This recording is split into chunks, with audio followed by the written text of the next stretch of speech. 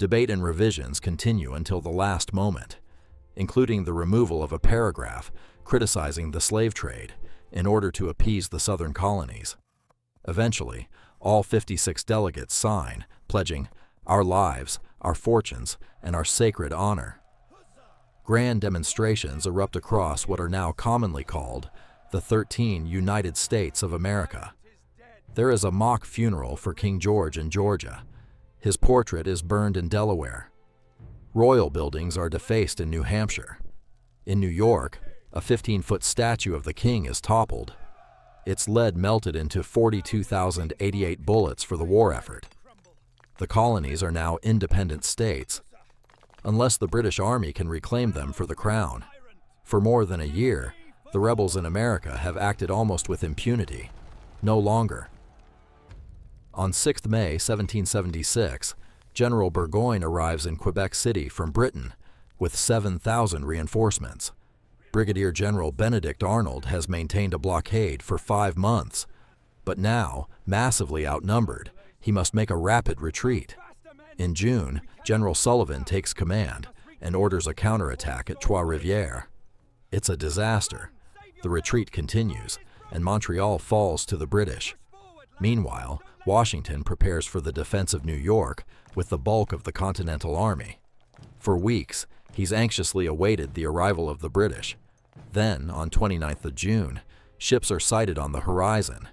With each passing hour, more and more are spotted 30, 70, more than 100 sail. You can scarcely conceive of the distress and anxiety. The city in an uproar, the alarm guns firing, the troops repairing to their posts. My God, may I never experience the like feelings again. General Howe has arrived with 120 ships and 10,000 soldiers at his command.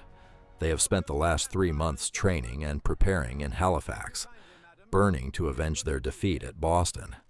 Soon Howe will be joined by Admiral Parker's southern expedition, and a vast fleet from England, commanded by his brother, Admiral Richard Howe.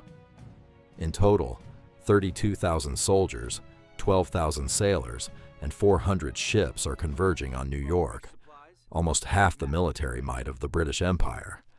British troops land unopposed on Staten Island, welcomed with cheers from the small, loyal population, and learning of the Declaration of Independence 10 days later, General Howe has a reply. 2 Royal Navy frigates sail up the Hudson and bombard Manhattan with impunity. The British are back. August 22, 1776. 4,000 British soldiers in 75 flat-bottomed boats cross the Hudson and land at Gravesend Bay, Long Island.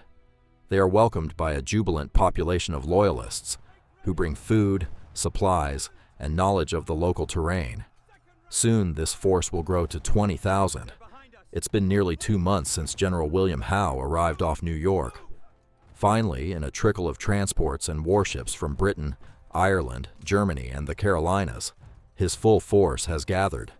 Howe now commands the largest expeditionary force Britain has ever assembled, and it's ready to be unleashed against the American rebels. His first target, Patriot forces holding a series of ridges around Brooklyn. If they can be defeated, Long Island will fall, New York will be defenseless, and the rebellion could be crushed. In New York City, General George Washington commands 20,000 men of the Continental Army. A few units, like the Delaware Blues and 1st Maryland Regiment, are well drilled and disciplined, but most are undertrained and ill-equipped. Desertion is rampant. The camps are riddled with typhus and dysentery. About a quarter of the army is sick or absent. At this critical juncture, Washington is racked with indecision. He fears the British landing on Long Island may be a diversion, and so holds back more than half his army to defend Manhattan and the Hudson River. His troops on Long Island are widely dispersed. 6,000 under Israel Putnam are in fortifications around Brooklyn. 3,000 more, under Generals Sullivan and Sterling, hold forested hills to Putnam's front. They are spread over 4 miles and must guard the 3 main passes through the heights of Guan. At dawn on 27th August, they are attacked by 5,000 redcoats. The crackle of muskets and roar of cannon fills the air, as volleys are traded. It's the first time the Continentals have faced the enemy on open ground, and so far, they are holding their own. But it is a trap, as Sullivan sends troops from his center to reinforce Sterling. He hears the sound of gunfire to his rear. To his horror, he realizes he has been outflanked. General Howe has used a fourth, lesser-known pass to swing round the American line with 10,000 troops.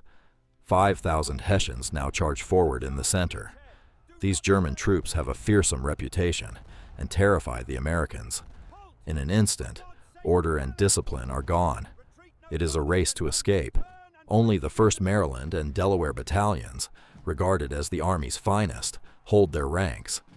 Outnumbered 10-1, the 1st Maryland mounts a desperate rearguard action and is cut to pieces. Washington, watching from Brooklyn, is appalled. Good God, what brave fellows I must this day lose. The disaster at Long Island is a major blow to the American cause. There are just 400 British casualties. The Americans lose more than 2,000, including Generals Sterling and Sullivan, both captured, though they are later exchanged on parole. The rest of the Continentals flee into Brooklyn, where their backs are now against the East River. An immediate assault by Howe might have ended the rebellion that very day, but fearing a second Bunker Hill and believing the Americans are trapped, he instead orders his men to begin digging siege lines. The following day there is torrential rain. Washington's position is perilous. The only reason he's not been cut off by the British fleet is a steady northeasterly wind, which could change at any moment. Early on the 30th, under cover of darkness and a fortuitous morning fog, Washington evacuates his army across the East River to Manhattan. It is a silent, disciplined, and organized withdrawal. An American lieutenant recalls, "In the history of warfare, I do not recollect a more fortunate retreat. Washington has narrowly avoided catastrophe, but the onslaught has only just begun." September 1776. 2 weeks after his victory at Long Island, General Howe has paused his advance to offer peace terms. He earnestly hopes some form of reconciliation is still possible. In fact, he and his brother Admiral Richard Howe, alongside their military commands, have been appointed peace commissioners, authorized by King and Parliament to issue pardons and restore peace to the colonies. But in a meeting with Congressmen John Adams, Benjamin Franklin, and Edward Rutledge, nothing is achieved. Forces have been sent out and towns have been burnt. We cannot now expect happiness under the domination of Great Britain. All former attachments have been obliterated. About half of New York's population has already fled the city. Many who remain are loyalists. With British ships anchored in the Hudson and East Rivers, Washington decides he must abandon the city. On 12 September, he begins the evacuation. Troops and wagons are still leaving 3 days later, when Howe strikes at Kips Bay. 4,000 British and German troops, supported by 80 naval guns, face little opposition. The Continental Army dissolves into a stream of fugitives as the British consolidate their bridgehead. Washington attempts to rally his men, but is ignored. The general snaps, "Are these the men with which I am to defend America?" Later that day, General Howe enters New York to a hero's welcome. Thus, this town, which these blustering rebels had taken such wonderful pains to fortify, was given up in 2 or 3 hours without any defense or the least appearance of a manly resistance. The following day, the Americans repulse a British column advancing on Harlem Heights. A small reprieve, but as noted by Pastor Schukirk of New York, the merry tones on drums and fifes had ceased. The sick, the aged, women and children, half naked, were taking refuge from the fire. The terror was increased by the horrid noise of the burning and falling houses, the confused voices of so many men, the shrieks and cries of the women and children. On the hot and dry night of the 20th of September, 1776, fire consumes nearly 1/4 of New York City. It is not clear whether it was started by accident or on purpose, but it is a heavy blow to those still living in the city, especially with winter approaching. In October, the British are on the move again. They sail up the East River with 12,000 men, looking to outflank the rebels. They land at Pell's Point. After a sharp fight, Washington is forced to withdraw to White Plains. 10 days later, Howe attacks again. Hessian troops of Colonel Rawle's regiment charge forward, driving the rebels back to Chatterton Hill.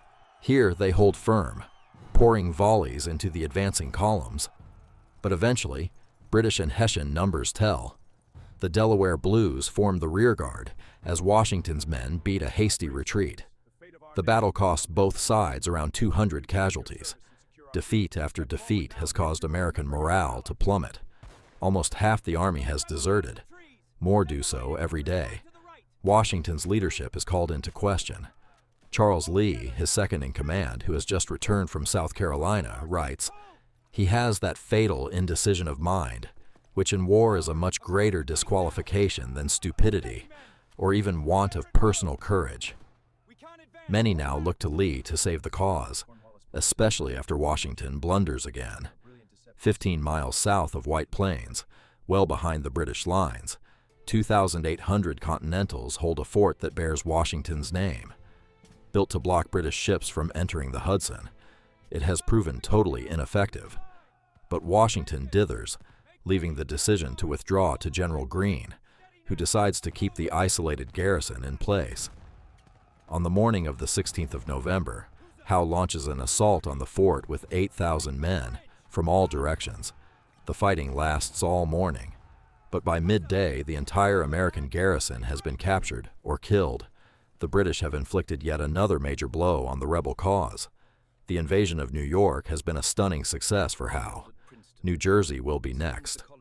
With British troops crossing the Hudson in force, Washington retreats across New Jersey to the Delaware River. A pursuit begins. He has fewer than 6,000 men, but hopes to pick up new volunteers en route. Instead, he finds the population in a state of apathy. A thick cloud of darkness and gloom covered the land, and despair was seen in almost every countenance. On November 30th, Howe issues a proclamation offering a pardon to all rebels who swear a new oath of allegiance to the crown.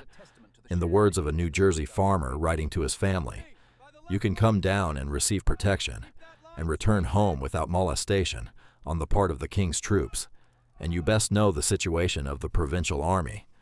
He who stays out to the last will undoubtedly fare the worst."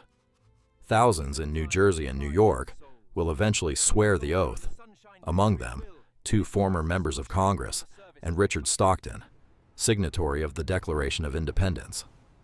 On 1 December 1776, enlistments expire for half of Washington's army. Without a second thought, 2,000 men leave for home. As snow begins to fall, Washington's depleted band retreats across the Delaware, destroying any boats they can't take with them. Philadelphia is evacuated in chaos. Congressman Robert Morris recalls, "Our people knew not the hardships and calamities of war when they so boldly dared Britain to arms. Every man was then a bold patriot, felt himself equal to the contest. But now when we are fairly engaged, when death and ruin stare us in the face, and when nothing but the most intrepid courage can rescue us from contempt and disgrace, sorry I am to say it, many of those who were foremost in noise now shrink coward-like from the danger, and are begging pardon without striking a blow." For Howe, the campaign is won. He returns to New York, leaving 14,000 men to garrison New Jersey for the winter, and issues a growing list of pardons. He also sends General Clinton to retake Newport, Rhode Island, which he does without losing a man. A few days later, Washington's second-in-command, General Lee, is staying in a tavern, some distance from his troops, when he is surprised by British cavalry and captured. Many of his 5,000 troops take the chance to desert. The ones who stay dutifully march with General Sullivan to join Washington on the Delaware. But even with these reinforcements, the Continental Army can barely muster 6,000 men. And enlistments for most of these soldiers will expire in just a couple of weeks. With the fate of America in the balance, Washington decides to risk everything on a bold strike. Washington's plan of attack is bold and complex.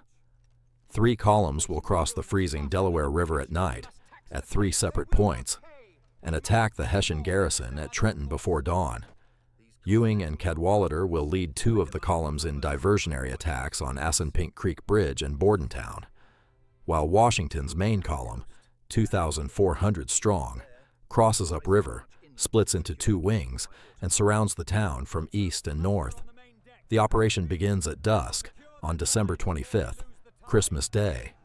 The Delaware is fast-moving, clogged with ice and nearly 300 yards wide. Ferrying men, guns, and horses across it in the dark, in flat-bottomed boats, amid hail and snow, is an act of stunning audacity. Thanks to experienced oarsmen among the Pennsylvania militia and artillery companies, the crossing is completed, without disaster. But Washington's column arrives on the far bank 3 hours behind schedule, while Ewing and Cadwalader both abort their missions. Washington decides to push on regardless. The weather is so bad, he reasons, the enemy will surely not expect an attack. His troops split into 2 columns as planned and begin their advance. They make slow progress through the blizzard, but the men remain in good order and are determined. Trenton is garrisoned by 1,500 Hessian soldiers under Colonel Rahl. He's been warned about an imminent attack, but after a skirmish with some American militia on Christmas Day, believes that threat to have passed. So that night, amidst a blizzard, on Christmas, his guard is down. Shortly after dawn, Washington attacks. Greene's men drive Hessian outposts back into town. As the garrison forms up in the streets, Knox positions his cannon to fire on them. Then Sullivan's men charge into the town with bayonets fixed, while Greene's men seize the Assunpink Creek Bridge.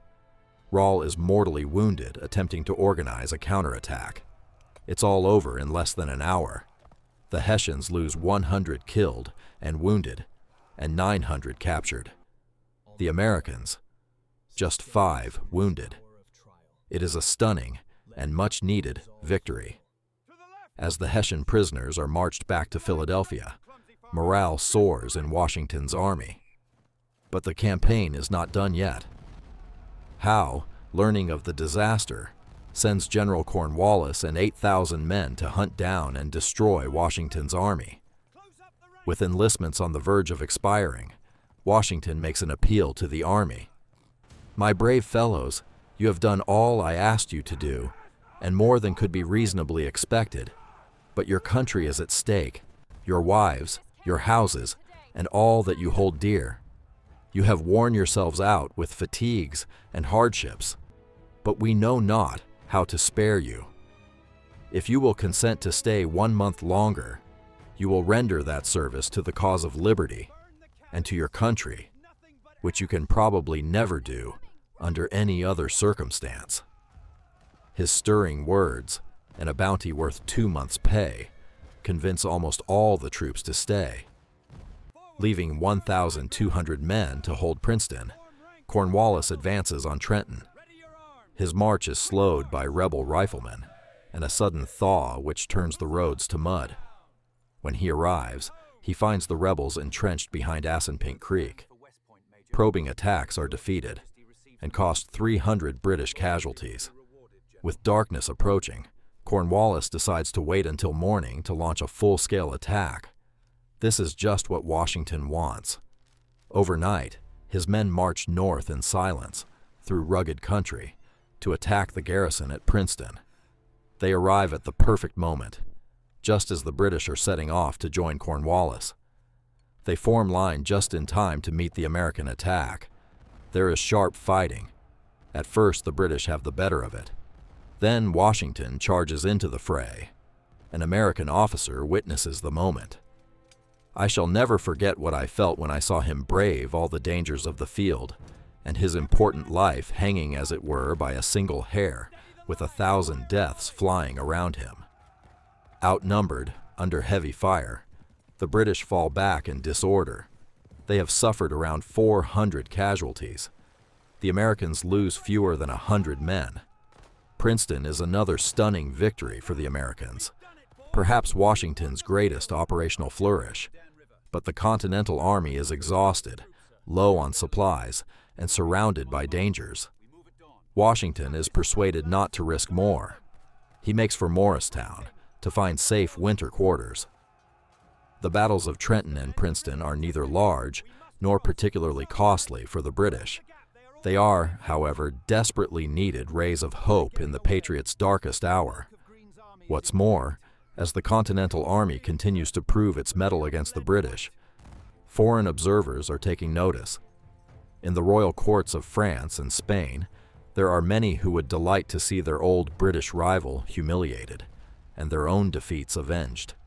The rebellion in Britain's American colonies is about to become a global war. Big thanks to our historical consultant, Professor Frank Cogliano of the University of Edinburgh. And thanks as always to the Patreon supporters who helped to make this channel possible, from builders such as Ben, Dustin Borchardt, and Zborders, to citizens like It's Wedged Soda, Mia Nadas and Craig, and heroes like Nick Macarius. And now you can also support the channel by joining the ranks of the Grognards, our valued YouTube members who gain access to loyalty badges, custom emojis, and merch discounts. Click the membership link on our channel page to sign up now